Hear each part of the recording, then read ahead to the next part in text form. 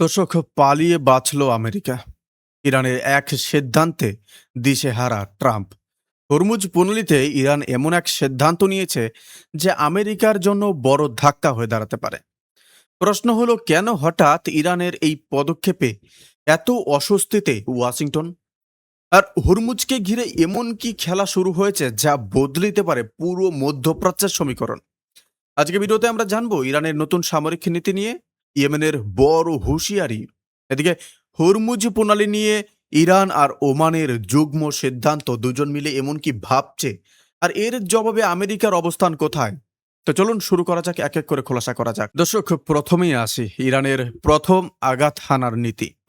দর্শক, এই খবরটা বুঝতে গেলে আগে একটু পেছনে ফিরে তাকাতে হবে। কিছু মাস আগে আমেরিকা আর ইসরায়েল মিলে ইরানের ওপর আকাশপথে হামলা চালিয়েছিল।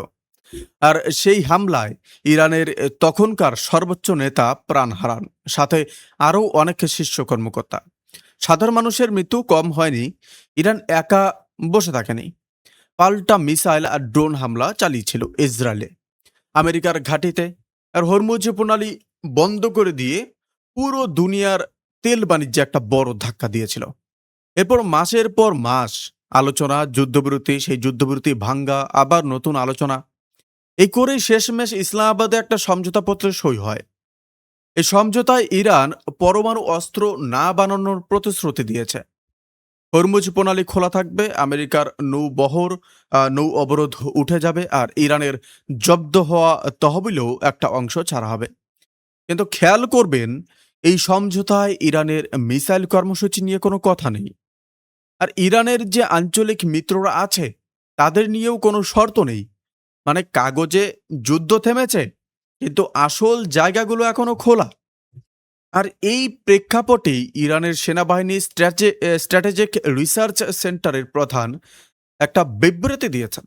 তিনি বলেছেন, ইরান শুধু জবাবি কারবারি চালানোর জন্য তৈরি নয়, বরং দরকার পড়লে নিজেরাই প্রথম আঘাত হানার অপারেশনের জন্য সম্পূর্ণ প্রস্তুত। তিনি স্পষ্ট করে বলেছেন, ইরানের সামরিক নীতির ভেতরেই প্রথম আঘাতের ব্যাপারটা ঢোকানো আছে।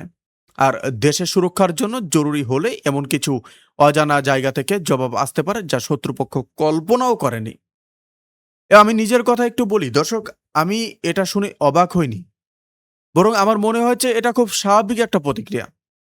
যে দেশটার নিজের সর্বোচ্চ নেতাকে মেরে ফেলা হয়েছে কোনো ঘোষিত যুদ্ধ ছাড়াই, যে দেশটার মাটিতে এসে বোমা ফেলা হয়েছে প্রথম আঘাত হানা বলেই, সেই দেশ যদি আজ বলে আমরাও এই অধিকার রাখি, তাহলে সেটাকে আমার কাছে অগ্রাসন বলে বা কোনো নিরীহ দেশের ওপর অগ্রাসন বলে মনে হয় না। কারণ আন্তর্জাতিক সম্প্রদায় এই টার্মটা ইউজ করবে যে নিরীহ একটা দেশের ওপরে অগ্রাসন চালিয়েছে ইরান। কিন্তু আমি এটাকে অবাক বলে মনে করি না। আমি মনে করি আত্মরক্ষার একটা যুক্তিসঙ্গত ঘোষণা বলে। আর এখানে একটা জিনিস লক্ষ্য করুন, আমেরিকার ইসরায়েল নিজেরাই তো নিজেদের হামলাকে প্রি এমপ্টিটিভ স্ট্রাইক বলেছিল, অথচ তখন কোনো প্রমাণিত আসন্ন বিপদ ছিল না। আমেরিকার নিজের গোয়েন্দা বিভাগই আগে বলেছিল ইরানের পরমাণু অস্ত্র বানাতে এখনো বছরের পর বছর লাগবে। তাহলে যে যুক্তিতে আমেরিকা আগে আঘাত আনতে পারে, সেই একই যুক্তিতে ইরান আগে থেকে প্রস্তুত থাকলে দোষটা কোথায়? এটাকে বলে দ্বিচারিতা। একের জনের জন্য এক নিয়ম, আর বাকি সবার জন্য আরেক নিয়ম। আরেকটা পর্যবেক্ষণ আছে এই অজানা মোর্চা নিয়ে। ভাবুন তো, হুতি, হিজবুল্লাহ, কাতাইব হিজবুল্লাহ, এরা তো সবার সামনেই আছে, এদের কথা সবাই জানে। তাহলে এই অজানা শব্দটা কেন বলা হলো? আমার মনে হয় এটা একটা সচেতন কৌশল। যুদ্ধে অনিশ্চয়তা তৈরি করাটাই অনেক সময় সবচেয়ে বড় প্রতিরোধক হয়ে যায়। শত্রুপক্ষ যদি জানেই না কোথা থেকে জবাব আসবে, তাহলে হামলা করার আগে তাকে 10 বার ভাবতে হবে। এটা ইরানের তরফ থেকে একটা মনস্তাত্ত্বিক চাল। আর আমি মনে করি এই মুহূর্তে যেভাবে ইরানকে একেপেশেভাবে দুর্বল আর কোণঠাসা দেখানোর চেষ্টা চলছে আন্তর্জাতিক মিডিয়ায়, তার বিরুদ্ধে এটা একটা জরুরি বার্তা যে যুদ্ধ থামলেও ইরানের মেরুদণ্ড ভেঙে যায়নি। দর্শক, ইয়েমেন আর সোমালিল্যান্ডের প্রশ্নে আসি। এই খবরটা বুঝতে গেলেও একটু পেছনের গল্প জানা দরকার। কিছুদিন আগে ইসরায়েল একতরফাভাবে সোমালিল্যান্ডকে একটা স্বাধীন রাষ্ট্র হিসেবে স্বীকৃতি দিয়ে দেয়, দুনিয়ার একমাত্র দেশ হিসাবে। সোমালিল্যান্ড আসলে সোমালিয়ার একটা বিচ্ছিন্ন অংশ, যেটা নিজেকে স্বাধীন বলে দাবি করে। অনেক বছর ধরেই স্বাধীন বলে দাবি করে আসছে। কিন্তু আন্তর্জাতিক সমাজ এখনও তাকে আলাদা দেশ বলে মানেনি। সোমালিয়া সরকার, আফ্রিকান ইউনিয়ন, আরব লীগ, তুরস্ক সবাই এই স্বীকৃতির বিরোধিতা করেছে। একে সোমালিয়ার ভৌগোলিক অখণ্ডতার ওপর হামলা বলেছে। আর এর পেছনের আসল কারণটা একদম স্পষ্ট। সোমালিল্যান্ডের অবস্থান এডেন উপসাগর আর বাবল মান্দাব প্রণালীর গায়ে গায়ে, যেখান থেকে দুনিয়ার বিশাল তেল ও বাণিজ্যিক জাহাজ চলাচল করে, আর যেখান থেকে ইয়েমেনের হুতিদের ঘাঁটিও খুব কাছে। মানে ইসরায়েল এখানে পা রাখলে সরাসরি হুতিদের ঘরের দরজায় এসে বসে পড়ছে। আর এ কারণেই ইয়েমেনের আনসারুল্লাহ আন্দোলনের প্রধান আগে স্পষ্ট হুঁশিয়ারি দিয়ে রেখেছিলেন যে সোমালিল্যান্ডে ইসরায়েল বা আমেরিকার কোনো সামরিক উপস্থিতি হলে সেটা হবে একটা লাল রেখা, আর তার সাথে কঠোরভাবে মোকাবিলা করতে হবে। সম্প্রতি আনসারুল্লাহর রাজনৈতিক ব্যুরোর একজন সদস্য এই হুঁশিয়ারিটাকেই আরেকবার জোরের সাথে তুলেছেন। তিনি বলেছেন যে লুইত সাগর আর বাবাল মান্দেব দুনিয়ার সবচেয়ে গুরুত্বপূর্ণ জলপথের একটা, আর এখানেই ইসরায়েল বা আমেরিকার যদি প্রভাব বাড়ানোর চেষ্টা করে তাহলে এটা কেবল ইয়েমেনের জন্য না, পুরো অঞ্চলের সুরক্ষার জন্যই হুমকি হয়ে দাঁড়াবে। আগের পর্বে আমি আপনাদের বলেছিলাম যে একটা রিপোর্টে দাবি করা হয়েছিল ইসরায়েল সোমালিল্যান্ডের 50-এর বেশি সেনা মোতায়েন করেছে। আর সোমালিল্যান্ডের একটা কর্মকর্তা নিজেই স্বীকার করেছেন দুপক্ষের মধ্যে উচ্চ পর্যায়ের সামরিক সমন্বয় চলছে। এই খবরটা নতুন করে জোর পেল আনসারুল্লাহর এই সাম্প্রতিক বিবৃতিতে। আমি নিজের জায়গা থেকে বলি দর্শক, আমি এটাকে একদম স্পষ্টভাবে দেখি, এটা স্রেফ একটা দ্বিপাক্ষিক ব্যাপার না, এটা একটা বড় খেলার অংশ। কিভাবে ইসরায়েল যেভাবে নিজের চারপাশে ছোট ছোট মিত্র খুঁজে নিজের প্রভাব বিস্তার করতে যায়, যাকে অনেকে বলতে পারেন যে পেরিফেরি ডক্ট্রিন বলে, সেই খেলার সবচেয়ে নতুন উদাহরণ এই সোমালিল্যান্ড। অথচ একই ইসরায়েল যখন ফিলিস্তিনিদের আত্মনিয়ন্ত্রণের অধিকারের কথা ওঠে তখন সেই অধিকার মানতে নারাজ। কিন্তু সোমালিল্যান্ডের ক্ষেত্রে সেই একই স্বাধীনতা ও স্বনির্ণয়ের ভাষা হঠাৎ খুব সুবিধাজনক হয়ে যায়, কারণ তাতে নিজের সামরিক স্বার্থ পুরো হয়। এটাকেই আমি বলি দ্বিচারিতা। আর এই জায়গায় ইয়েমেনের প্রতিরোধ আন্দোলন যে দাঁড়িয়ে গেছে সোমালিয়ার সার্বভৌমত্বের পক্ষে, এটা আমার কাছে খুব গুরুত্বপূর্ণ সংকেত যে এই প্রতিরোধের কেন্দ্রবিন্দু শুধু একটা দেশ বা একটা গোষ্ঠীর স্বার্থ না, এটা একটা বৃহত্তর আঞ্চলিক সংহতির প্রশ্ন, পশ্চিমা আধিপত্যের বিরুদ্ধে একটা সম্মিলিত প্রতিরোধের প্রশ্ন। আর এটাও মনে রাখা দরকার যে লোহিত সাগরের এই জলপথ বন্ধ থাকলে সবচেয়ে বেশি ক্ষতিগ্রস্ত হয় পশ্চিমা শিপিং আর বিমা ব্যবসা।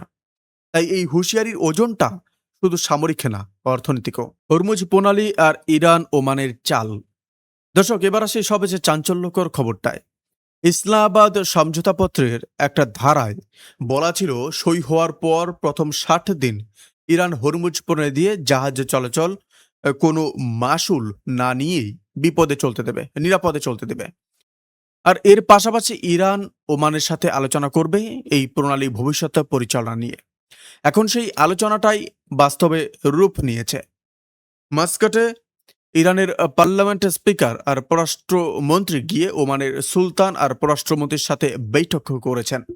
আর এরপর একটা যুগ্ম বিবৃতি দিয়েছেন দু দেশ মিলে। সেই বিবৃতিতে স্পষ্ট বলা আছে হরমুজ প্রণালী তীরবর্তী রাষ্ট্র হিসাবে আর আহ, ইরান আর ওমান দুজনেই তাদের আঞ্চলিক জলসীমার উপর সার্বভৌমত্ব আর সার্বভৌম অধিকার দাবি করছে। আর এই প্রণালীর ভবিষ্যৎ পরিচালনা, পরিষেবা আর তার খরচ নিয়ে সিদ্ধান্ত নেওয়ার জন্য দু দেশের পররাষ্ট্র মন্ত্রণালয়ের মধ্যে একটা যুগ্ম কার্যকরী গোষ্ঠী তৈরি হবে। সহজ বাংলায় বললে ইরান বলছে এই প্রণালী দিয়ে যে জাহাজ যাবে তার জন্য একটা সামুদ্রিক পরিষেবা মাসুল নেওয়া হবে।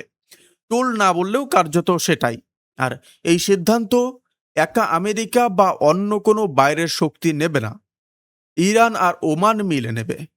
এবং স্বাভাবিকভাবেই আমেরিকা এটার আগে রেগে আগুন।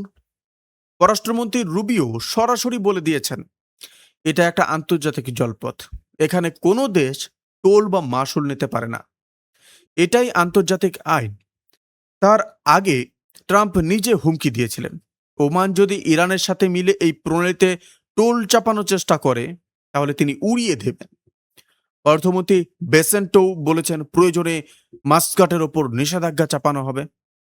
আমি নিজের মতটা একটু বলি, আর এটা আমার কাছে সবচেয়ে গুরুত্বপূর্ণ জায়গা আজকের আলোচনায়।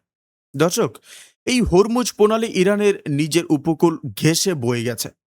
এটা ইরানের ভৌগোলিক বাস্তবতা, কারো দয়ায় পাওয়া কিছু না। তো একটা দেশ যদি নিজের জলসীমার মধ্যে দিয়ে যাওয়া জাহাজের কাছে থেকে পরিষেবার বিনিময়ে যুক্তিসঙ্গত মাসুল চায়, সেটাকে আমি অগ্রাসন বলবো না, বরং একটা সার্বভৌম রাষ্ট্রের স্বাভাবিক অধিকার বলবো। আর সবচেয়ে হাস্যকর জায়গাটা কি জানেন? এই আলোচনার সুযোগটাই নিজের করা সমঝোতাপত্রে রেখেছিল আমেরিকা। ট্রাম্প নিজে সেই কাগজে সই করেছেন। তো নিজের সই করা সমঝোতাপত্রে যেটা রেখেছিল, সেই কাগজের শর্ত অনুযায়ী আলোচনা হলে কোনো বোমা ফেলা হবে না সেখানে। তারপর সেখানে ইরানের পূর্ণ অধিকার থাকবে। আর এটা দেখায় যে আমেরিকা শান্তির কথা বলে ঠিকই, কিন্তু সার্বভৌমত্বের আসল প্রয়োগ যখন আসে, তার নিজের পছন্দ মতে হয় না, তখন তার মুখোশ খুলে পড়ে। আর এই জায়গায় একটা কথা না বললে পুরো বিষয়টা অসম্পূর্ণ থেকে যায়। এই যুদ্ধের পুরো সময়টায় রাশিয়া যেভাবে ইরানের পক্ষে দাঁড়িয়েছিল, সেটা আমি ভুলে যাইনি, আপনাদেরও ভুলতে দেব না। যখন আমেরিকা ইসরায়েল প্রথম হামলা চালায়, রাশিয়ার পররাষ্ট্রমন্ত্রী ল্যাভরভ স্পষ্ট ভাষায় বলেছিলেন এটা একটা পূর্ব পরিকল্পিত, উদ্দেশ্য প্রণীত আর প্রচারণাহীন অগ্রাসন। আর এর ফলে এই অঞ্চলে মানবিক আর সম্ভাব্য বিকিরণ সংক্রান্ত বিপর্যয় হতে পারে। রাশিয়া জাতিসংঘে এই হামলা বিরুদ্ধে জরুরি বৈঠকে ডাকিয়েছে, চীনের সাথে মিলে এক সুরে কথা বলেছে। আর প্রতিবেদন বলছে যে রাশিয়া ইরানকে গোয়েন্দা তথ্য দিয়ে সাহায্য করেছিল। আমেরিকার সামরিক অবস্থান নিয়ে এটা আমার কাছে সির্ফ কূটনৈতিক ভদ্রতা না, এটা একটা স্পষ্ট বার্তা যে দুনিয়াটা আর একতরফা আমেরিকার কথায় চলে না। রাশিয়া, চীন, ইরানের মতো শক্তিগুলো যখন একসাথে দাঁড়িয়ে বলছে সার্বভৌমত্ব মানতে হবে সবার জন্য সমানভাবে, শুধু আমেরিকার সুবিধা মতো নয়। দর্শক, এই তিনটে খবরকে একসাথে রাখুন আর দেখুন কি দাঁড়ায়। একদিকে ইরান নিজের সামরিক নীতিতে স্পষ্ট করে দিচ্ছে যে যুদ্ধবিরতি সই হলেও তার প্রতিরক্ষা প্রস্তুতিতে কোনো ঢিলেমি নেই, প্রয়োজনে প্রথম আঘাত হানার অধিকারও তারা আছে। অন্যদিকে ইয়েমেনের প্রতিরোধ আন্দোলন স্পষ্ট করে দিচ্ছে যে ইসরায়েল যদি সোমালিল্যান্ডের মাটিতে পা রাখে তাহলে সেটাকে চুপচাপ মেনে নেওয়া হবে না। আর ৩ নম্বরে ইরান কূটনৈতিক টেবিলে বসেও দেখিয়ে দিচ্ছে ওমানের সাথে হাত মিলিয়ে নিজের জলসীমার ওপর নিজের নিয়ন্ত্রণ প্রতিষ্ঠা করতে সে পিছপা হবে না, আমেরিকার হুমকিতে না। আমার ব্যক্তিগত পর্যবেক্ষণ হলো এই তিনটে জিনিস মিলিয়ে একটাই বার্তা তৈরি হচ্ছে, যুদ্ধবিরতি মানে আত্মসমর্পণ না। ইরান টেবিলে বসেছে, আলোচনা করেছে, কিন্তু একই সাথে নিজের শক্তি, নিজের মিত্র আর নিজের সার্বভৌমত্বের দাবি কোনোটাই ছাড়েনি। আর এটাই আমার কাছে আসল লড়াইয়ের জায়গা। পশ্চিমা দুনিয়া চায় ইরান কাগজে সই করুক বা হাঁটুর উপরে বসে থাকুক, কিন্তু ইরান বলছে আমরা সই করব ঠিকই, তবে নিজের পায়ে দাঁড়িয়েই করব। আমার মনে হয় এই প্রতিরোধের জায়গা থেকেই বোঝা যায় কেন রাশিয়া আর চীন এই অঞ্চলে ইরানের পাশে দাঁড়াতে এত আগ্রহী। কারণ এটা একা ইরানের লড়াই না, এটা একতরফা পশ্চিমা আধিপত্যের বিরুদ্ধে একটা বহুমুখী দুনিয়া তৈরি হওয়ার লড়াই, যেখানে শুধু একটা দেশের কথায় বাকি সবাইকে চলতে হবে না। দর্শক, আজকের আলোচনা এখানে শেষ করছি। আপনাদের কি মনে হয় ইরানের এই কড়া অবস্থান কি সত্যি একটা নতুন সংঘাতের দিকে নিয়ে যাবে, নাকি এটা স্রেফ দর কষাকষির একটা চাল? এটা কমেন্টে অবশ্যই জানাবেন। ভালো থাকবেন, সুস্থ থাকবেন। আপনারা কোথা থেকে দেখছেন অবশ্যই কমেন্ট বক্সে জানাবেন। ধন্যবাদ।